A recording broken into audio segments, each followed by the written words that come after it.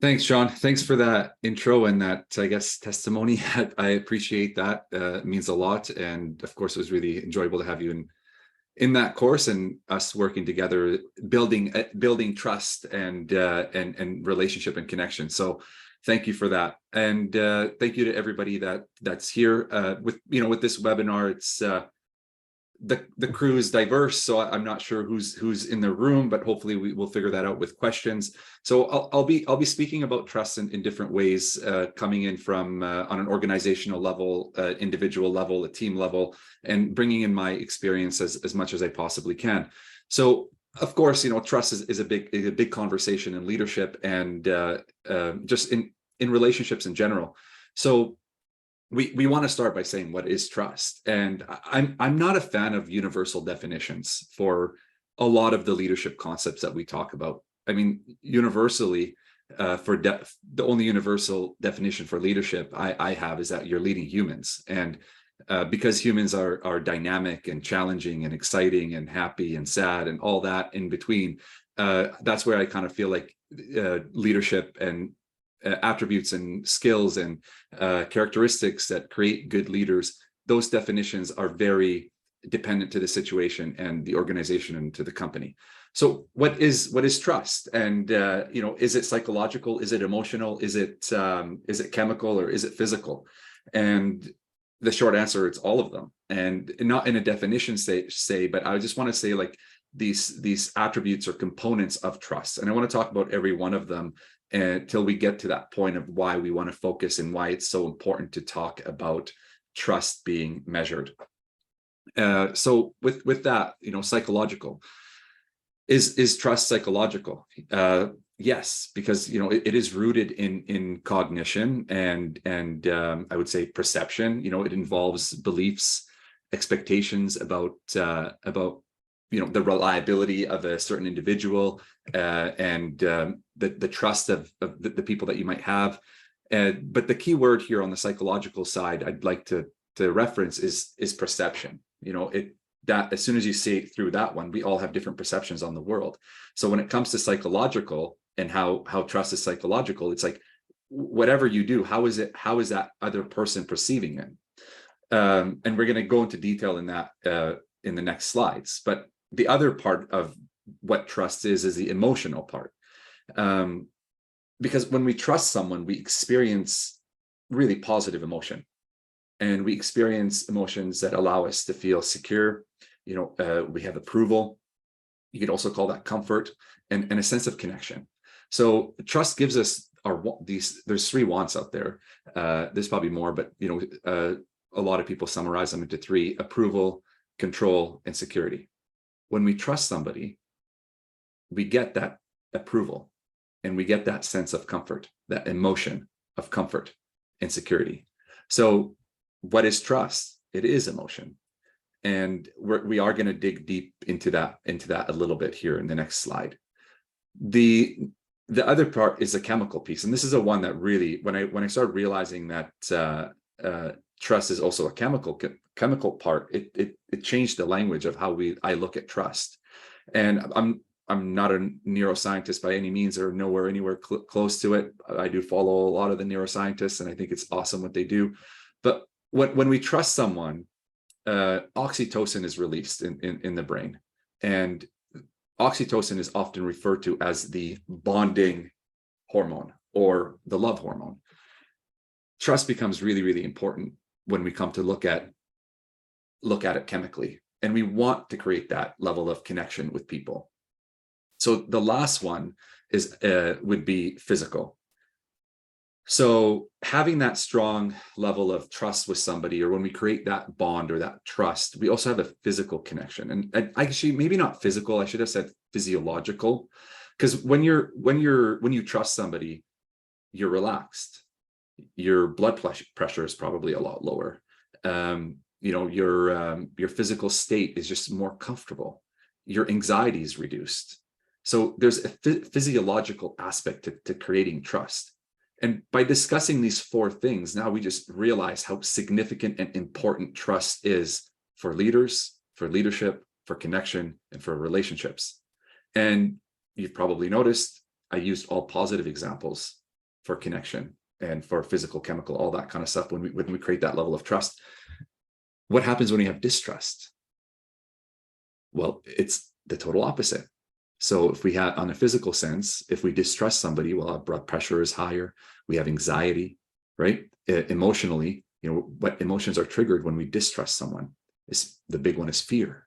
So this is another reason why we want to what we want to understand the components of trust and what creates that level of trust in relationships.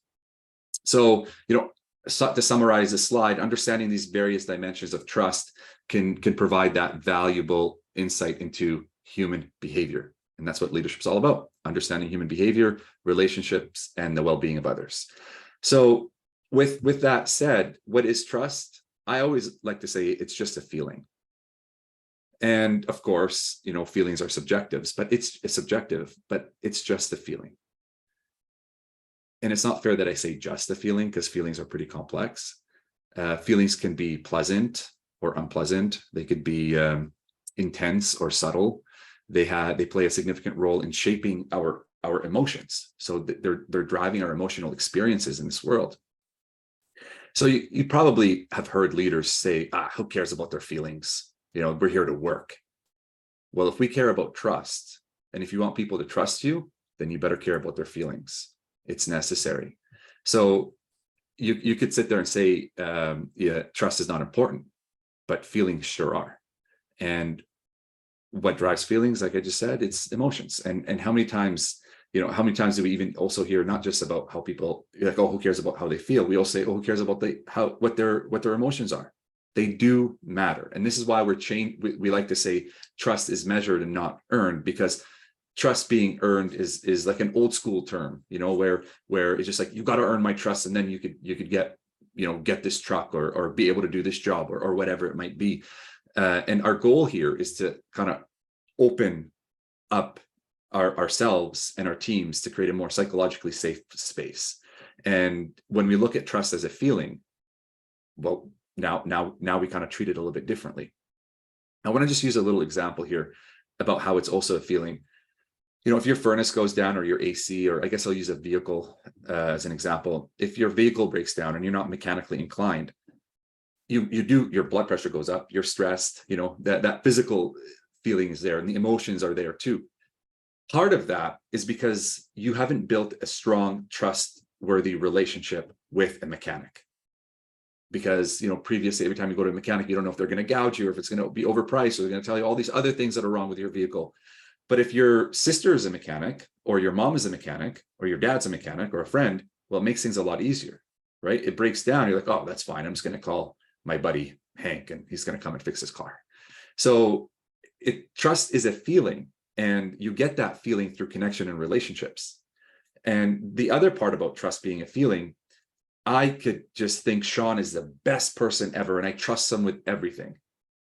But a coworker could have the total opposite perspective on Sean. So usually when someone tells me I just don't trust that guy, I don't go off and be like, no, you have to, he's a great person, whatever. It takes a lot to create that bond. And in this short webinar, I want to try to help you create those bonds faster by understanding all these little things that go with trust and certain behaviors that matter. So how you speak, how you act, how you dress are all necessary when you come to create that bond and elevating that level of trust. The other piece here I want to just quickly reference is this image, and I know it's a bit blurry, but we use this image in one of the courses we teach at McEwen called Managing Workplace Conflict, and it's associated with conflict. But for me now, I actually visualize my brain as I'm creating a connection with somebody, or visualize that other person's brain as I'm speaking. And the prefrontal cortex is where trust is built. The amygdala is where distrust is built. And the amygdala is a forebrain. I don't want to go into too much detail with this, but when the amygdala fires best when we're in fight, flight, or fear response. So if you're speaking and you put somebody in that state, well, they're not going to feel safe with you. So when I'm working with someone and talking to somebody, I always am like, okay, am I getting to that prefrontal cortex? Am I getting into that part of the brain? And that's the chemical response that we were talking about. So I always like to highlight this this image because it gives me just like a blueprint of where I need to be and where my brain needs to be when I'm talking to somebody. So with this slide, just trust is a feeling, and emotions matter and feelings matter because that's what creates that bond. So for leaders and that are kind of focusing, or even individuals that are focusing on that, who cares about feelings? We don't care about feelings, or whatever it is. If you want to elevate trust in the organization, feelings matter. They're part of the core elements of driving and elevating trust. So that gets us to the point why we're all here today. Is trust measured or earned? And what kind of leader do we want to be? Do we want to be a leader that elevates trust, or elevates trust, or just kind of makes people have to earn it? And I have a picture of a pilot here, mostly because the way I look at earning trust, I always like to use the example. It's like when you board a plane and it's the first time you get on there, do you go to the cockpit, knock on the door and say, hey, listen here, pilot, you got to earn my trust. So I'll be outside, show me a good takeoff and a good landing, and then I'll get in there. No, right? You don't do that. The pilot doesn't have to earn your trust. It's already there. And this is why, and then you measure it after that. If you have a rough landing or bad service by the flight attendants or whatever it might be, it goes up and down with that airline, right? So this is why the trust, I like the concept of trust is measured instead of earned. But to bring it back into the workplace, usually when we're looking at trust is earned, it's a fixed mindset approach. And I'm sure a lot of you have heard of Carol Dweck's mindset, the psychology of success, and she talks a lot about she coined the terms fixed mindset and growth mindset, and it's a fixed mindset approach to leadership. If you're telling people to earn your trust, because when you get that check mark of earned trust, then what do we get after that? And that's why we say it's fixed. It doesn't you don't allow it to grow or increase that level of trust with people. It's also fragile in a sense where what happens if I earned it, and then what do I do to not earn it? Am I going to sit here in fear the whole time and wonder when I've earned somebody's trust and when I haven't? And it's more on the individual, like on the leader. So if I'm a leader that's saying you have to earn my trust, the way everybody operates, it's about my definition and my standard of trust, right? So, and I may have not communicated that well, or they may not know what that is. So this is why it's fragile, because it could break without the person knowing that they broke your trust. So that's kind of another piece. And it also, the big one, which we're going to talk about measuring trust in a bit, but the big one is that earning trust limits creativity, collaboration, and development. And what I mean by that is mostly on the collaboration and creativity. If you come into an organization and you're waiting to you're waiting for them to earn your trust, or for you to earn their trust, and how collaborative or how creative are you going to be? You don't want to take that risk, because you don't know if they trust your input, if they trust what you're going to say. But above and beyond that, you actually don't know what happens if you fail. Does that mean done? You can't earn the trust anymore? And that's why it kind of it's a barrier to growth. So fear of failure or taking risk when it comes to earning trust. We work a lot with hockey players, professional and semi-pro, WHL, NHL, all that good stuff. And when we start working with a hockey player early on, they come into the WHL as a rookie. That first year, they're a rookie. Their biggest thing is they can't make a mistake. They're going on the ice to not cost the team the game. And part of that is because they haven't earned that trust, not just with the team, but within themselves as well. And we'll talk about that in a little bit. So usually when I'm working with with these, we'll call them kids, with these kids, it's that transition point from rookie year to actually now becoming, the first or second year on the team. You're no longer just wanting not to make mistakes. Now you got to make plays, but there's an identity shift there. And that contributes to the trust. If we create that trust right from the beginning, well, we don't have to get our people to create this identity shift and understand what they could bring in. And, oh, this year I could be more creative. This year I could bring my best self. This year I could take risk. Why can't you take risk right from the beginning? And it's on us to create that. And we do that by bringing in this philosophy and this idea around measuring trust instead of solely focusing on earning trust. And, you know, I know you might be sitting in this room, but like, well, I still want them to earn my trust, you know, and I understand that. The piece that we're trying to say here is to create that input from the other person, that they could actually have a measure to it. And measuring trust is more, it creates just a psychologically safe space. And I'm going to talk a lot about this now, because earning trust can actually have a positive effect on what we're doing. So the first thing up there is humanity. Measuring trust. When you say earning trust, does that mean it starts at zero? In my experience, working with teams and leaders, it usually is. When somebody walks in, they're at zero until they earn the trust. But I'm a human being. Can't I earn some trust for simply being a human? And I always think about my brother, who is a Edmonton police, he works for EPS as a police officer. And every time someone asks him, "Oh, so what are you? What's your background?" He'd always say human. And I told him, like, isn't that that's kind of rude? Like, they want to know about you. Like, and then his rebuttal is always like, well, what more do you want to know other than the fact that I'm a human? You know, what the rest is, to me, is irrelevant. I should be able to establish a level of trust based on the fact that I'm a human. And at first I didn't like that, but now I'm like, this is huge, especially as a leader, like to bring people in right from the beginning and give them a certain level of trust just because they're human.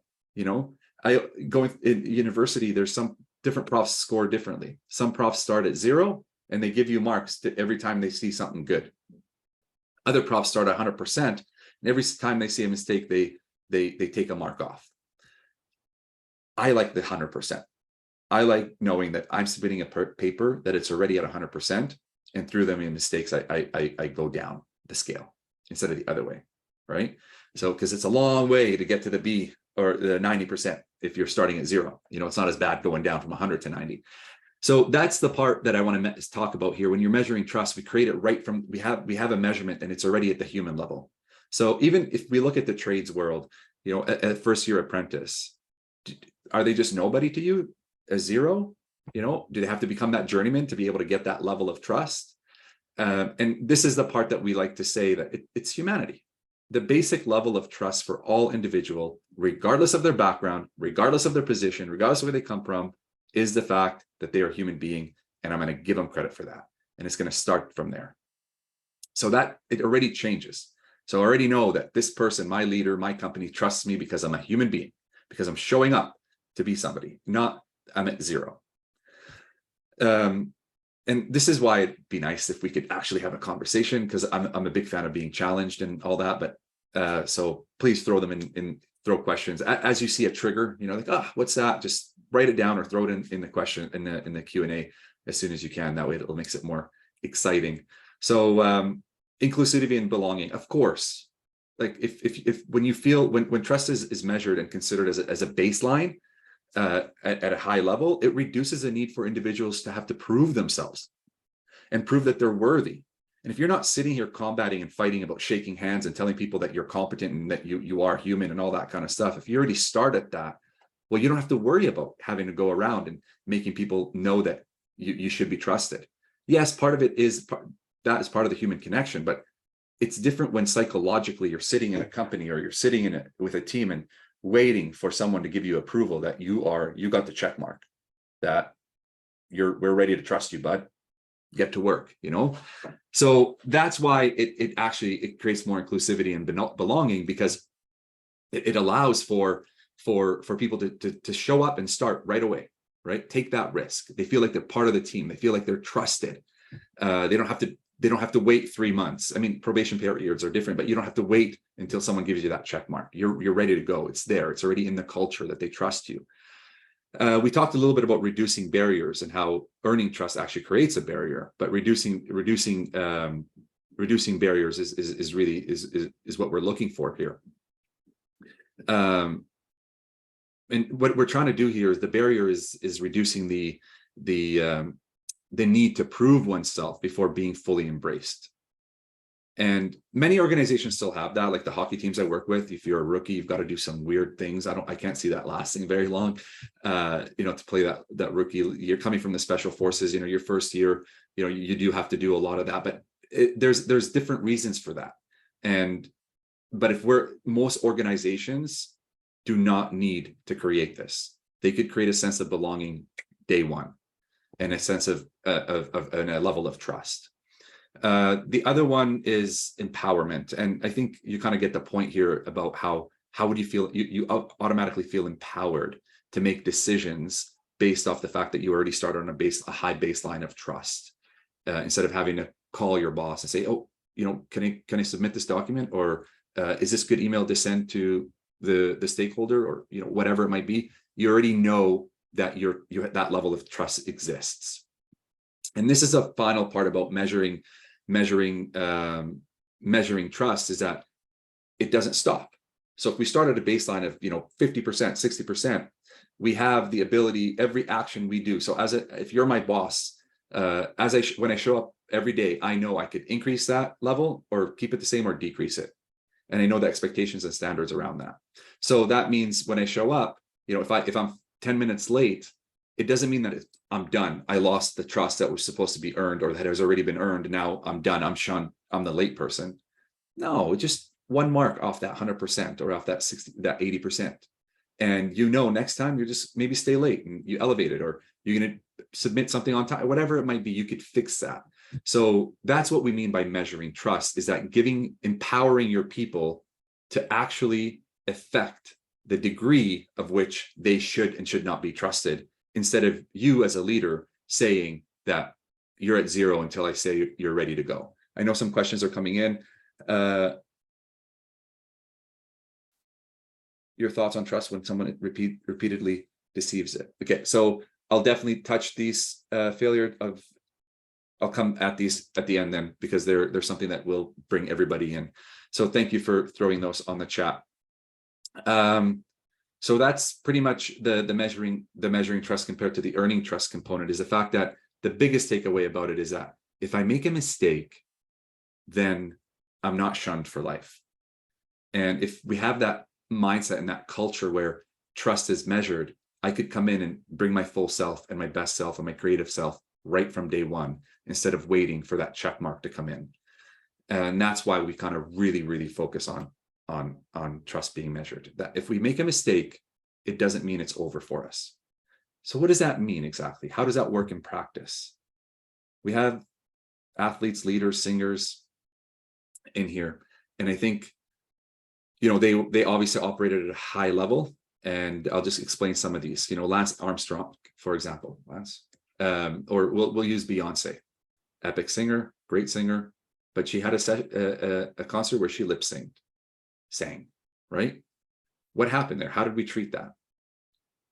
Elon Musk has said some things that will reduce our level of trust with him, and stocks went up and went down and all that kind of stuff. But where I'm going with that is that, do we fully shun them? And how does that work? And this is the part where I said at the beginning, trust is about you and how you define it. So for Tiger Woods, for example, maybe for you, and Bill Clinton, for example, for the level that they broke the relationship trust around infidelity and all that, and harassment, that means zero for you. That's done. He's out. I'll never forgive that person. He's fully lost the trust. That's okay. If that's your scale, that's your scale, right?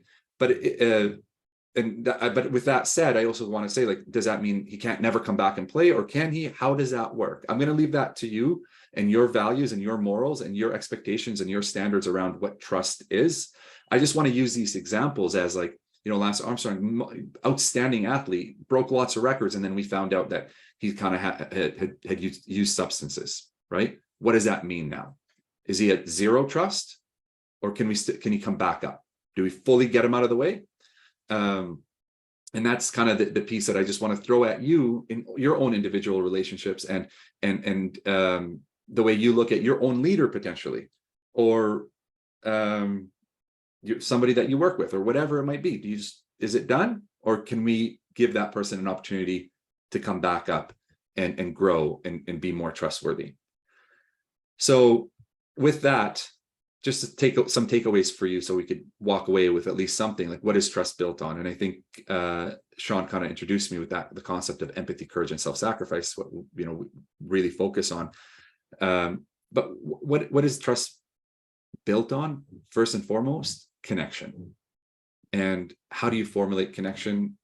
through empathy, courage, and self-sacrifice. I won't go into depth in this, but I just want to say, like, we build trust through connection, through connecting with people, connecting at their level, and connecting in an authentic and generous and kind way, instead of just connecting for a purpose. So connection is at the core of building. It's a foundation of starting and building trust. So how do we sustain it? And as leaders, for the leaders in this room, and even everyone's a leader in my opinion, because you got to lead yourself, we have to make sure that as leaders, we make sure that we set the conditions necessary for our people to be able to elevate their trust. We always say leaders set the conditions for success. Well, in this case, leaders have to set the conditions for elevating trust, or giving the opportunity for people to actually impact their trust level with the leader, with the organization. How do we do that? Well, that means as leaders and as organizations, we need to play do our part in making sure there are opportunities for development. So if we look at competence, if you're not trusting somebody on their competent level in your organization, well, what did you do as a leader to make sure that their level is at a piece that you could, or at a level that you could trust them? Their competence level is at a level you could trust them. And this is a tough one. We have to continually develop our people. And by developing our people, we elevate the level of trust, because competence is directly attached to trust. If you're horrible at the job, or if you don't know what you're doing, well, people can't trust you to get it done. So it's important that we make sure that we create opportunities for people to become more competent, so we could actually trust them more. They're all interconnected. So sometimes working with different companies and leaders, they don't have that trust of their own leaders or their people, and you dig deep and you've given them no opportunity to develop, no opportunity to become a better writer, or a better technician, or a better social media marketer. You have no opportunity to improve. So that's why your trust level is kind of going down instead of up.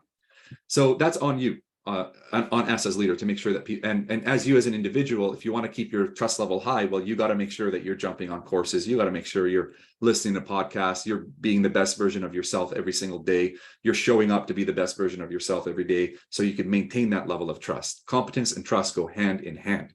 So, and that goes to every level.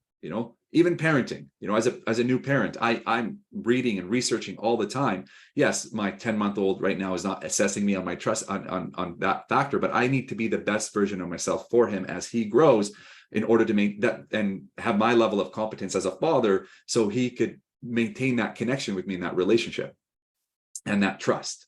Reliability is interesting for me. When we run the Foundations of Leadership courses here at MacEwan, really, I'm not selling here, but it's a really, really good course. It's interesting. We ask students to tell us what their number one attribute of leadership is, or of their leader, and what quality they look for in a leader. And recently, probably the last 5 courses, reliability has come up as the top 3. And that's never been like that before, since the time I've worked at MacEwan. And for me, as a leader being led, I've never looked at reliability as being that important. I always looked at reliability as like machinery, right? Having a reliable engine for your vehicle, or a reliable furnace. But it's now, it's also within us as leaders, as people, we have to stay reliable. And the way we stay reliable is by showcasing strong integrity, congruence, which is what the way you feel inside is the way you reflect on the outside. So that part is really important in sustaining trust in your organization, is to stay reliable, and keeping up your promises, making sure that you're following the mission statement and the values and principles that you want your people to follow. You're consistent. So that's how we kind of sustain that level of trust, is that we have to sustain our level of integrity and our level of reliability. And of course, accountability is just so important as people and as individuals, that we look at just own our mistakes and own our acts, own our behaviors. And when we own them and we take accountability for our own words and actions, then we could really level that trust with our people and with our leadership as well. And that includes taking accountability for how we made somebody feel. We just talked about that a little bit, right? How does somebody feel? And if we said something or acted in a way that potentially triggered someone to feel a different feel or create distrust with them? Do we want to take accountability for that and try to massage that relationship and improve it to elevate that level of trust? So trust is measured, and it's measured in a way to say that I could come to work and I could make sure and I could contribute to how much other people trust me, whether it's the people I work with or work for. It's on me. And we're strong believers. We talk a lot about high performance and high performing leadership, and high performers control the controllables. And we want to make sure that trust is controlled by the people we're leading. They could control the level of trust. So as leadership, as leaders, we got to give power to our people and create leaders and give them the power that they get to decide how far and how high their level of trust is. They don't have to earn it for you. And if we do this, and I think I do a good job in my world to create that, you just create a different level of connection and a different level of performance and a different level of job satisfaction, and talk about retention and all that. You're creating a safe place for people to come and work. It doesn't mean that you're not hard on your people. That's not what I'm saying here. I'm just saying the more trust that you have with people, believe it or not, the harder you could be, the higher the expectations. We elevate the standard. It's great. A lot of good things happen from that.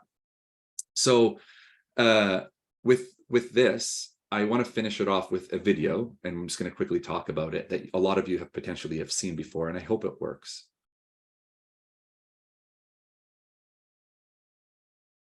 Maybe that, cool, it's going to work. For the wider region, I think one of your children has just walked in. I mean, shifting.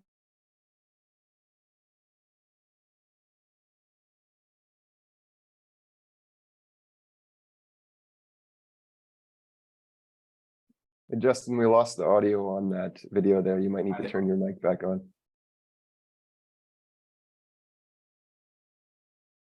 The region.